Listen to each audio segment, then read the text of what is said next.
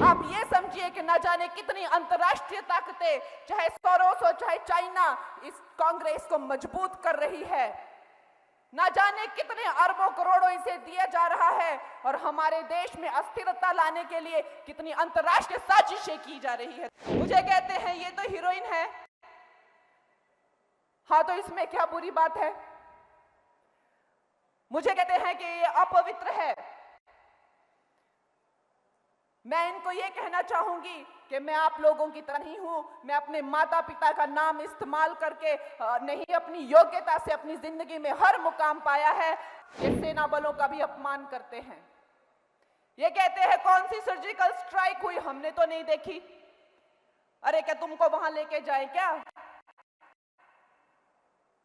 हमारे सैनिकों को कहते हैं कि ये कायर है, ये गलवान गली में मार खा के आए हैं। क्या मनोदशा होती होगी, कहां से आती है उनके दिमाग में ये बातें? सारा दिन इटालियन लोगों के साथ घूमकर इटालियन बोलते हैं, शायद उनका दिमाग ही भ्रष्ट हो चुका है। राहुल गांधी इटालियन होंगे, लेकिन हम लोगों को इस तरह से टुकड़ों टुकड़ों में विभाजित करने की कोशिश सैम अंकल ना करे। आज वो मौका है जब सारा विश्व चाहे, उनकी अर्थव्यवस्थाएं लड़खड़ा गई हैं, चरमरा गई हैं, लेकिन भारत की अर्थव्यवस्था जो 11वें नंबर पर हुआ करती थी, अब 5वें नंबर पर आई है। और भारतीय जनता पार्टी का संकल्प पत्र कहता है कि इन अगले 5 सालों में हम तीसरी अर्थव्यवस्था होगी। तीसरी अर्थव्यवस्था होने का मतलब आप जानते हैं, अमेरिका, चाइना और भारत एक विश्व की बहुत बड़ी शक्ति बनकर निकल के आना। ये बहुत लोगों को बहुत ज्यादा पेट दर्द हो रहा है इस चीज से। तो आप कतई कांग्रेस को कमजोर मत समझिएगा। आप ये मत समझिएगा कि ये अंग्रेजों का बचा खुशा अंश है और अब पूरी तरह से पूरे भारत ने इसे नकार दिया है, तो ये खत्म ही है। आप ये समझिए कि न जाने कितनी अंतर्राष्ट्रीय ताकतें, चाहे सोरोस हो चाहे चाइना, इस कांग्रेस को मजबूत कर रही है। न जाने कितने अरबों करोड़ों इसे दिया जा रहा है और हमारे देश में अस्थिरता लाने के लिए कितनी अंतर्राष्ट्रीय साजिशें की जा रही है। दोस्तों, आप ये मत सोचिएगा कि कांग्रेस सिर्फ एक बची खुची जो है अंग्रेजों का अवशेष है, ऐसा कतई मत सोचिएगा। दोस्तों, एक तरफ तो हमारी भारतीय जनता पार्टी है, जिसके जो संस्कार और संस्कृति है वो किसी से छुपी नहीं है।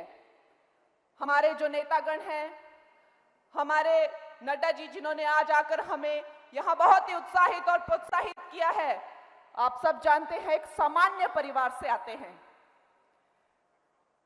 जैसे कि मोदी जी एक सामान्य परिवार से आते हैं, वो बहुत ही संघर्ष कर इन्होंने ये पद प्राप्त किया है। कोई राजा रजवाड़ा से या किसी पारिवारिक विरासत से इन्हें पद नहीं मिला। और अब हम सब जानते हैं, जब इन्हें राष्ट्रीय अध्यक्ष का जब सम्मान मिला था तो पूरे विश्व में हिमाचल का नाम क्या रोशन हुआ। और जब इन्होंने अपने कार्यकाल संभाले तो हिमाचल में एम्स से लेकर अटल टनल, न जाने कितने वैश्विक स्तर के इन्होंने यहाँ पे योजनाएं लाई। आज अगर हम इंफ्रास्ट्रक्चर की बात करते हैं, चाहे हम स्पेस रिसर्च की बात करते हैं, आज भारत जो है विश्व में सबसे विकसित देशों से कंधे से कंधा मिलाकर चल रहा है, क्योंकि हमारा नारा है कि हम अपनी जेब नहीं भरते, हम जनता के कल्याण के लिए काम करते हैं। मुझे कहते हैं ये तो हीरोइन है। हाँ, तो इसमें क्या बुरी बात है? मुझे कहते हैं कि ये अपवित्र है। मैं इनको ये कहना चाहूंगी कि मैं आप लोगों की तरह नहीं हूं। मैं अपने माता पिता का नाम इस्तेमाल करके नहीं, अपनी योग्यता से अपनी जिंदगी में हर मुकाम पाया है।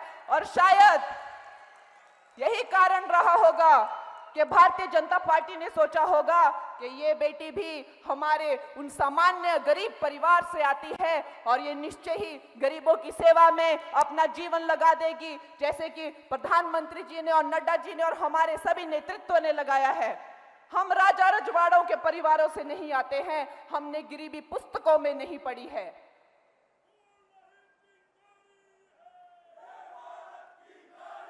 दोस्तों, ये 2024 का चुनाव